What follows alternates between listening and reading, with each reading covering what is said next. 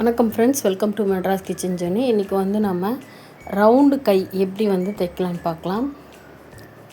First வந்துட்டு இந்த shoulder பிடிச்சிட்டு அதுக்கப்புறமா ஷோல்டர் தையல்லேருந்து கரெக்டாக அந்த அக்குள் தையல் இருக்கு இல்லையா, அந்த தையலுக்கும் கரெக்டாக வச்சு மார்க் பண்ணணும்.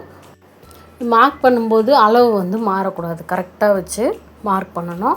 இப்போ மார்க் பண்ணதுக்கப்புறம் கீழே அந்த ஆம்கோல்லேருந்து நம்ம இடுப்புக்கு வந்துட்டு நம்ம தையல் வந்து போட்டுடலாம்.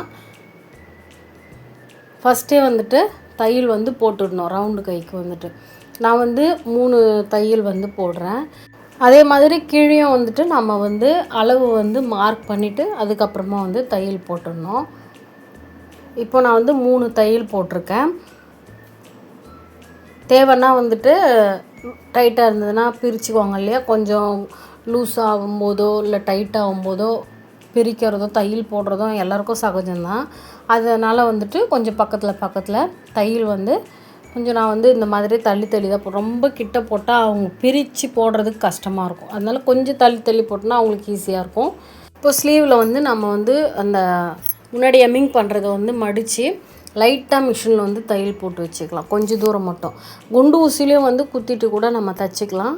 நான் வந்துட்டு ரொம்ப நம்ம வந்து நம்மளுக்கு அளவு மாறாமல் இருக்கணும் அப்படின்னா வந்துட்டு குண்டு ஊசி குத்தினா கூட சிலருக்கு வந்து மாறும்.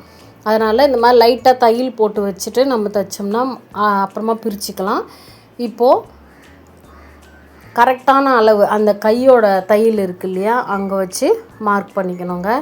இந்த அளவு வந்து குறிக்கும்போது மாறாமல் துணி நகராமல் குறித்தோம்னா தான் நம்மளுக்கு வந்து கை அப்புறம் வந்து அந்த ஆம்கோல் சைஸ் எல்லாம் கரெக்டாக வரும்.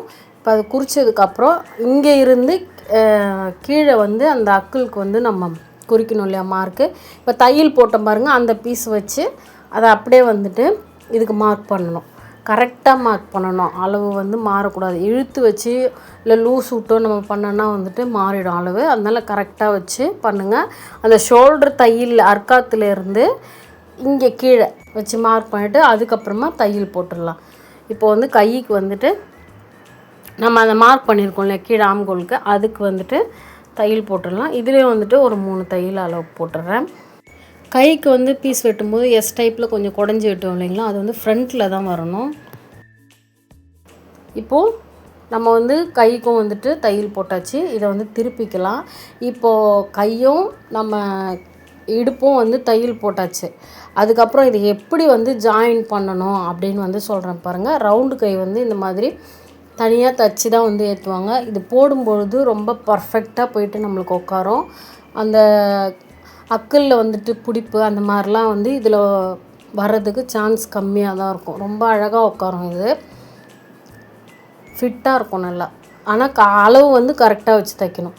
இப்போது இந்த பீஸையும் திருப்பிட்டு அந்த அக்கிள் இருக்கு இல்லையா, அந்த ஆம்கோல் இடுப்பு அங்கேயும் அதுக்கப்புறமா நம்ம ஜாக்கெட் ஸ்லீவ் தைச்சோம் பாருங்கள், அந்த தையலும் இந்த தையலும் நேராக வச்சுக்கணும். இந்த இடுப்பு பக்கம் இருக்க தையலையும் கை தையலையும் நேராக வச்சு கரெக்டாக வந்து தைச்சிக்கிட்டே வரணும். கொஞ்சம் கூட வந்துட்டு இது வந்து நகரக்கூடாது. சப்போஸ் உங்களுக்கு வந்து நகரம் அப்படின்னா வந்துட்டு நீங்கள் இது ரெண்டுத்தையும் வச்சு ஒரு குண்டு ஊசி அந்த இடத்துல குத்திட்டு கூட நீங்கள் தையல் போடலாம். இந்த மாதிரி 2 தையலும் ஒன்றா வரணும்.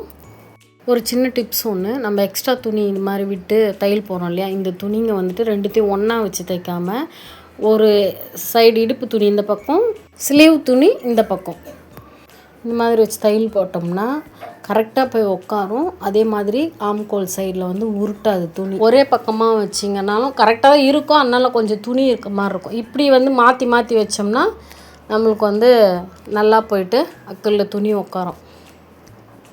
இப்போ ரெண்டுத்தையும் வந்து ஒன்றா வச்சு தையல் போடணும். அதே மாதிரியே தையல் போடும்பொழுது நாம் துணியை வந்துட்டு இழுத்து தைக்கக்கூடாது. இழுத்து தைச்சோம்னா வந்துட்டு நம்மளுக்கு வந்து சுருக்கங்கள் வர சான்சஸ் இருக்குது. அதனால் கரெக்டாக வச்சு தைக்கணும். இப்போது இது ஃபுல்லாக வந்து இந்த மாதிரி சுற்றி தைச்சிட்டு வரணும். அந்த ஷோல்ட்ரு தையலும் நம்ம வந்து கை ஸ்லீவ் கட் பண்ணும்போது மேலே வந்து ஒரு அர்க்காத்து ஒன்று போடுவோம் பாருங்கள், அந்த அர்க்காத்தும் இந்த ஷோல்ட்ரு தையலும் ஒன்றா வரணும். அப்போ தான் வந்துட்டு நீங்கள் வந்து கரெக்டாக வந்து ஸ்லீவ் வந்து அட்டாச் பண்ணுறீங்கன்னு அர்த்தம். அளவும் கரெக்டாக இருக்கும். அப்படி நவுந்து வந்துச்சுன்னா வந்துட்டு ஸ்லீவ் வந்து லூஸ் ஆகிடும், டைட் ஆகும், அந்த மாதிரி அளவு மாறும். அதுக்கு தான் முதல்லேருந்து சொல்லியிருக்க மாதிரி அளவுகள்லாம் கரெக்டாக வந்து குறித்து தைச்சிங்கன்னா பர்ஃபெக்டாக வந்துடும்.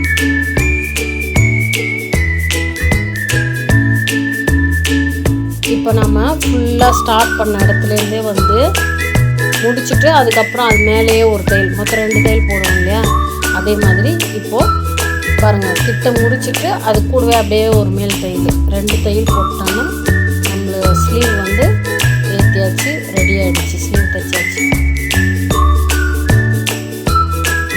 இது மேலே ஒரு தையல், அவ்வளோதாங்க. இப்போது சூப்பராக வந்து ரவுண்ட் கை வந்து தைச்சாச்சு. ரொம்ப கஷ்டம் அப்படின்லாம் நினைக்க வேண்டாம், வெரி வெரி ஈஸி. இப்போ வந்து இந்த தையலை பிரிச்சுட்டு அப்படியே எம்மிங் பண்ணிட வேண்டியது தான் கீழே கைக்கு. அவ்வளோதான், சூப்பரான ரவுண்ட் கை வந்து ஏற்றியாச்சுங்க. நீங்களும் ட்ரை பண்ணி பாருங்கள். உங்களுக்கு இந்த வீடியோ பிடிச்சினா மறக்காமல் ஒரு லைக், சப்ஸ்கிரைப் பண்ணி சப்போர்ட் பண்ணுங்கள். நன்றி, வணக்கம்.